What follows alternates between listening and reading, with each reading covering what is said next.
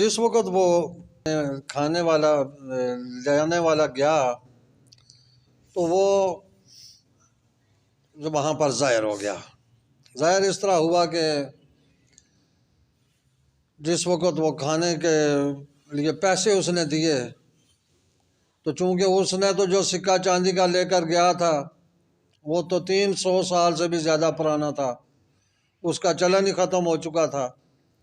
پیچھے حکومتیں کتنی بدل گئیں، بادشاہ نیا آ گیا، وہ جو کافر مشرک بادشاہ تھا وہ مر کھپ گیا، پیچھے ایماندار مسلمان حکومت آئی تو ان کا جو ہے نا کافی کچھ حالات بدل گئے، سکہ بھی نئے چل گئے، پرانے سکے یہ 300 سال پہلے والا تو کسی نے دیکھا بھی نہیں تھا جو اس وقت لوگ موجود تھے۔ تو اس لحاظ سے ان کو جو ہے نا انہوں نے کہا یہ تو نے کہاں سے سکہ لایا ہے؟ اس نے کہا کیوں بھئی میں تو یہ کل میں نے بکریاں اپنی بیچی تھی اس سے جو ہے نا یہ میں نے سکے حاصل کیے ہیں، وہ میرا کل ہی کا تو لین دین ہے۔ انہوں نے کہا کل کا نہیں ہے، یہ اس پر جو تاریخ لکھی ہوئی ہے یہ تو بہت پرانی ہے، اس کا یہ معنی پتہ چلتا ہے کہ تو نے کہیں سے کوئی خزانہ حاصل کر لیا ہے، کوئی گورنمنٹ حکومت کا کہیں خزانہ تیرے ہاتھ آ گیا پرانا۔ تو بات بڑھتے بڑھتے بادشاہ تک پہنچ گئی۔ تو بادشاہ نے جو اسے طلب کیا تو پوچھا تو اس نے کہا جی یہ تو کل ہی کی بات ہے، ابھی میں تو اتنا پرانے نہیں۔ اس وقت انہوں نے کہا یہ جو تاریخ ہے نا یا یہ جو جس بادشاہ کے بارے میں تو کہہ رہا ہے، اس نے کہا یہ تو اس نے اپنی اصل حقیقت بتا دی کہ وہ جو فلاں بادشاہ تھا مشرک تھا تو اس سے تو ہم چھپ کر گئے ہیں، کل ہی کی تو بات ہے ابھی۔ تو اس نے کہا نہیں یہ جو تو نام لے رہا ہے نا یہ تو آج سے کوئی 300 سال سے بھی پہلے ایک بادشاہ گزرا ہے جو مشرک تھا اور بڑا ظالم تھا، لوگوں کو قتل کرتا تھا، اور تو یہ تو بہت پرانی بات ہے۔ تو اس نے کہا جی اس طرح ہم تو اس سے چھپ کر گئے، فلاں غار میں میرے باقی ساتھی بھی ہیں۔ تو اس وقت وہ سارا لاؤ لشکر لے کر جو ہے نا اس کے پاس پہنچ گئے۔ تو جس وقت یہ نئی حکومت بنی نا بادشاہ مسلمان، تو ان کے ہاں بھی جس طرح شروع میں نے بات کی تھی کہ ایک ان میں کوئی اختلاف بھی پیدا ہو گیا کہ بعض نے قیامت کا بھی انکار کر دیا، بعض نے جو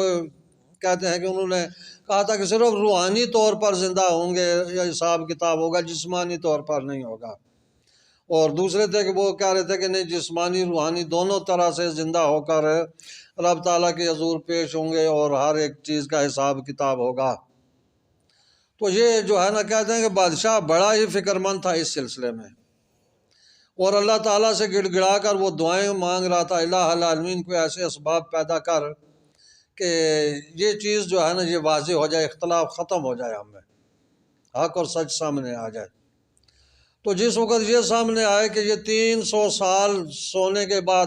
جاگے ہیں تو اس نے کہا میرا مسئلہ حل ہو گیا ہے۔ تو وہ اس کو لے کر جو ہے نا ان کے پاس گیا تو وہ آگے وہ بیچارے اپنے ڈرنا شروع ہو گئے کہ ہم یہ تو پکڑا گیا۔ پہلے تو اس کا انتظار کرتے رہے کہ اتنا دیر لگا دی اس نے، انہیں ویسے ہی شک ہوا جی کہ وہ کہیں پکڑا گیا ہے جس کی وجہ سے واپس نہیں آ رہا، اور جس وقت آیا دیکھا ساتھ لاؤ لشکر اتنا تو ان کو تو یقین ہو گیا واقعی یہ پکڑا گیا ہے، اور یہ ہمیں پکڑنے کے لیے سارے آ رہے ہیں۔ باہر کا ادھر تحقیق ہوئی تو بادشاہ کو بھی اطمینان ہو گیا جی کہ مرنے کے بعد دوبارہ زندہ کیا جانا یہ اللہ و تبارک و تعالیٰ کا قانون ہے، اور یہ جس طرح 300 سال کے بعد جو زندہ کر سکتا ہے وہ سب کو جو ہے نا قیامت کے دن بھی زندہ کر سکتا ہے۔ تو اس لحاظ سے ان کا یہ جو ہے نا فیصلہ ہو گیا۔ تو رب تعالیٰ فرماتے ہیں وَكَذَلِكَ آثَرْنَا عَلَيْهِمْ، تو اسی طرح ہم نے ان کو ان پر ظاہر کر دیا، لِيَعْلَمُوا أَنَّ وَعْدَ اللَّهِ حَقٌّ، تاکہ ان کو پتہ چل جائے کہ اللہ کا وعدہ سچا ہے۔ وَأَنَّ السَّاعَةَ لَا رَيْبَ فِيهَا، اور یہ کہ قیامت کے آنے میں کوئی شک و شبہ نہیں ہے، یہ چیز جو ہے نا شکوک و شبہات سے پاک ہے، قیامت ضرور آئے گی۔ اذ یتنازعون بینہم امرہم، تو جس وقت وہ آپس میں جو ہے نا جھگڑ رہے تھے اس سلسلے میں جو ان کے اپنے معاملات ہو گئے، یعنی وہی بادشاہ اور اس کی رعایا کے جو دو گروہوں میں ہو گئے تھے کہ ایک قیامت کا انکار کرنے والا، یا قیامت کا اقراری تو ہیں لیکن وہ جسمانی طور پر اٹھنے کا انکاری ہیں، دوسرے روحانی جسمانی دونوں لحاظ سے۔ تو وہ جس وقت اس بارے میں جھگڑا کر رہے تھے، اختلاف انہیں پیدا ہو گیا، فَقَالُوا ابْنُوا عَلَيْهِمْ بُنْيَانًا، تو جھگڑا کرنے والے جو ہیں نا انہوں نے پھر یہ کہا جی کہ ہم ان پر ایک عمارت بنا دیتے ہیں، کیونکہ جس وقت وہ سارے گئے انہوں نے گواہی دی تو دوبارہ وہ اصحاب کہف جو ہے نا ادھر لیٹ گئے، پھر فوت ہو گئے۔ تو پھر انہوں نے کہا جی کہ ایک گروہ نے جو قیامت کا منکر تھا کہ ہم یہاں پر جو ہے نا، بعض کہتے ہیں کہ انہوں کے آگے دیوار بنا دیں تاکہ ان کو کوئی پہنچ نہ سکے ان کے قبروں پر، یا آگے کوئی کمرہ وغیرہ عمارت بنا دیں، جیسا قرآن مجید کہہ رہا ہے فَقَالُوا ابْنُوا عَلَيْهِمْ بُنْيَانًا، ان پر ہم عمارت ایک بنا دیتے ہیں تاکہ ادھر کوئی پہنچ نہ سکے۔ تو ربهم اعلم بہم، تو ان کا رب زیادہ بہتر جانتا ہے، یعنی ان کے جو معاملات تھے نا ان کے بارے میں رب تعالیٰ ہی زیادہ بہتر علم رکھنے والا ہے۔ تو لیکن قال الذین غلبوا علی امرہم، تو وہ لوگ جو اپنے اس معاملے میں جنہوں نے غلبہ حاصل کیا، غلبہ والے کون تھے؟ وہی جو ایمان والے تھے کہ جو قیامت کے اقراری تھے، ان کا غلبہ ہوا، ان کا دین سچا ثابت ہو گیا۔ تو انہوں نے کیا کہا لَنَتَّخَذَنَّ عَلَيْهِمْ مَسْجِدًا، کہ ہم ان پر ایک مسجد بناتے ہیں، کہ یہ اللہ تعالیٰ کے ولی ہیں، اولیاء اللہ، یہ اللہ کے پیارے ہیں، تو یہاں پر ان پر سے مراد کے ان کے قریب ہم ایک مسجد بنائیں گے۔ تو اس سے یہ پتہ چلتا ہے کہ جو بزرگ لوگ ہیں اللہ تعالیٰ کے صالحین نیک بندے، ان کے مزارات کے قریب مساجد وغیرہ یہ پرانے زمانے سے جو ہے نا بنانے کا رواج ہے، یہ منع نہیں ہے۔ وہ جو حدیث شریف ہے نا حضور علیہ الصلوۃ والسلام نے جس طرح فرمایا جی کہ یہ اللہ تعالیٰ بنی اسرائیل کے لیے آپ نے جو ہے نا یہ فرمایا کہ انہوں نے اپنے پیغمبروں کے مزاروں کو مسجدیں بنا لیا،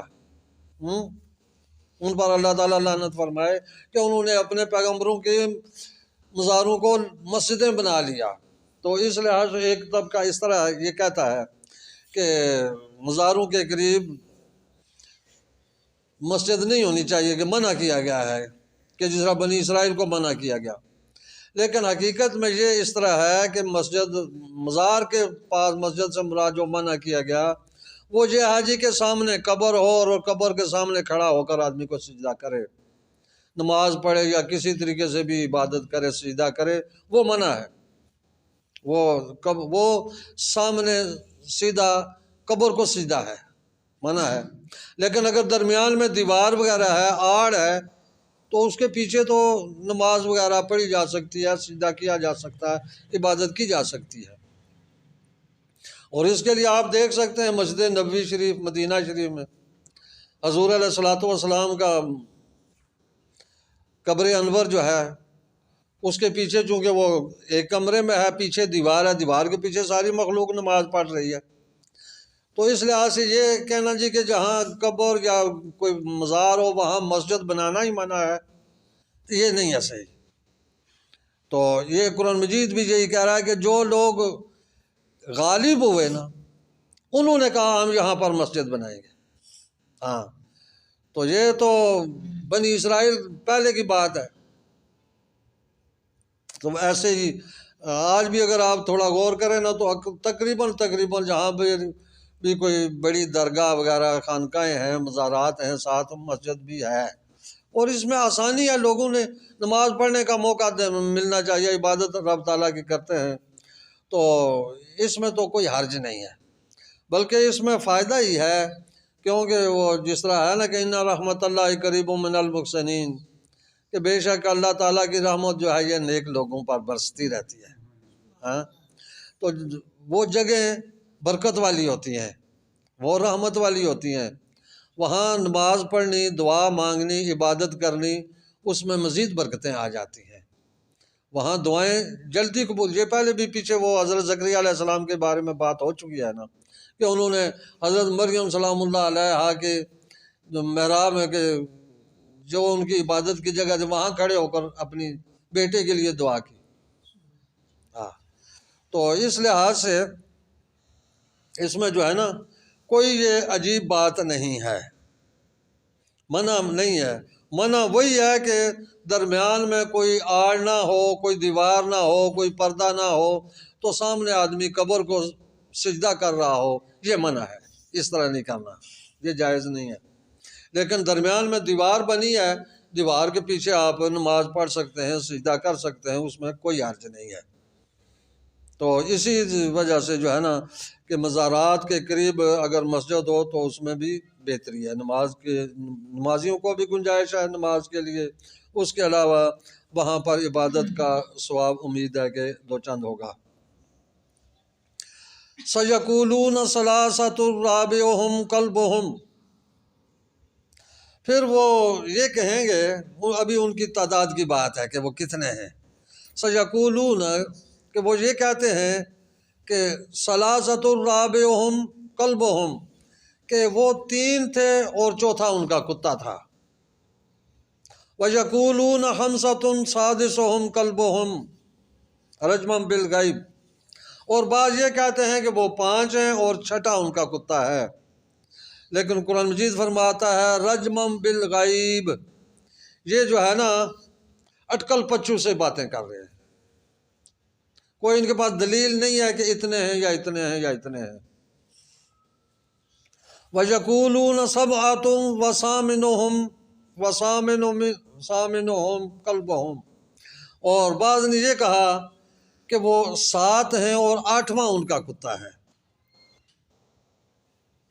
تو ان کے ساتھ پیچھے والوں کے ساتھ تو رب تعالیٰ نے بیان فرمایا رجمم بالغیب، کہ وہ اٹکل پچو سے باتیں یہ دعوے کر رہے ہیں، لیکن یہ جن کے بارے میں بتایا کہ 7 اور 8واں کتا، ان پر خاموشی رب تعالیٰ نے بیان فرمائی، یعنی یہی ہے، دوسرے لفظوں میں یہ کہہ سکتے ہیں قُلْ رَبِّ أَعْلَمُ بِعِدَّتِهِمْ، اب محبوب آپ فرما دیں کہ ان کی تعداد کو اللہ ہی بہتر جانتا ہے، مَا يَعْلَمُهُمْ إِلَّا قَلِيلٌ، ان کو نہیں جانتے، نہیں لوگوں کو پتہ علم مگر تھوڑوں کو، یعنی تھوڑوں کو تو علم ہے نا، یہ تو علم ثابت ہو گیا، ہاں، تو حضرت ابن عباس رضی اللہ تعالیٰ فرماتے ہیں کہ یہ قلیل جو ہے نا ان میں سے میں بھی ہوں، مجھے پتہ ہے یہ جتنے ہیں، ہاں، تو یہ کہتے ہیں کہ یہ 7 ہیں۔ اگر اس میں ایک اور بھی طریقہ آپ دیکھیں نا، ایک تو وہ پہلے بتایا کل غالباً بات کی تھی نا کہ وہ جمع کے حساب سے کریں تو بھی 7 آتا ہے، ایک اور بھی چیز ہے، کہتے ہیں جی کہ یہ جو پہلے کہا نا 3 اور 4، کہتے ہیں یہ یہودی اور عیسائی نصرانی کہنے والے ہیں، اور ان کے ہاں جو ہے نا یہ جس طرح گنتی لکھی ہوئی ہے نا 3 رابعہم 5 سادسہم، ہاں جی، کہ یعنی کہ درمیان میں واو نہیں ہے نا، 3 کے بعد بھی 5 کے بعد بھی واو نہیں ہے نا، کہتے ہیں کہ یہ ان کی زبان میں واو نہیں ہے لیکن عربی زبان میں واو ہے، اسی لیے آگے جو ہے نا یہ ہے کہ 7 وثامنہم، یہاں پر واو ہے، یعنی کہ یہ اہل عرب کا جو عقیدہ وہ یہ ہے کہ وہ 7 ہے، یہ ان کی زبان میں ہے، یہ ان کا کہنا ہے، تو یعنی کہ وہ 7 ہیں اور 8واں ان کا کتا ہے۔ تو اے محبوب آپ فرما دیں کہ ربی اعلم بعدتہم، میرا رب جانتا ہے ان کی جو تعداد ہے، اور اس کو نہیں جانتے مگر تھوڑے لوگ۔ فلا تمار فیہم الا مراء ظاہرا، تو اے محبوب آپ اس بارے میں جو ہے نا زیادہ بحث مباحثہ نہ کریں، لیکن اتنی بات جتنی ظاہر ہوگی ہے، جتنی بیان کر دی گئی ہے اتنی بات کریں۔ ولا تستفت فیہم منہم احدا، تو آپ اس بارے میں جو ہے نا کسی سے بھی کوئی سوال نہ کریں۔ ہاں، تو اصل میں قرآن مجید نے یہ چیزیں جو بیان فرمائی ہیں نا، یہ تو کچھ عبرت کے لیے ہیں، کچھ نصیحت کے لیے ہیں، جن سبق جن چیزوں سے، جن واقعات سے حاصل ہوتا ہے۔ تو جن چیزوں کی ضرورت نہیں تھی، جن میں کوئی سبق وغیرہ نہیں تھا، ان کو غیر ضروری سمجھ کر قرآن مجید نے نہیں بیان کیا، چھوڑ دیا ہے۔ تو اس لحاظ سے رب تعالیٰ فرماتا ہے جتنی ضرورت تھی وہ ہم نے بیان کر دیا ہے، تو اس سے زیادہ نہ بحث کرنے کی ضرورت ہے اور نہ جو ہے نا گفتگو اس پر، جتنا کچھ بیان کر دیا اتنی بات ٹھیک ہے۔ تو رب تعالیٰ نے بھی حقیقتاً تو ان کی تعداد نہ بتائی، نہ ان کا جگہ بتائی، نہ ان کا وقت بتایا۔ تو اگر چلو صحیح حدیث بھی شاید اس بارے میں کوئی نہیں ہے، کچھ روایتیں ہیں، واللہ تعالیٰ عالم کہ ان کی کیا حیثیت ہے۔ باہر کا جتنا قرآن مجید نے بیان فرمایا اتنے پر تو یقین ہے، تو باقی جو ہے وہ اللہ کے حوالے کیا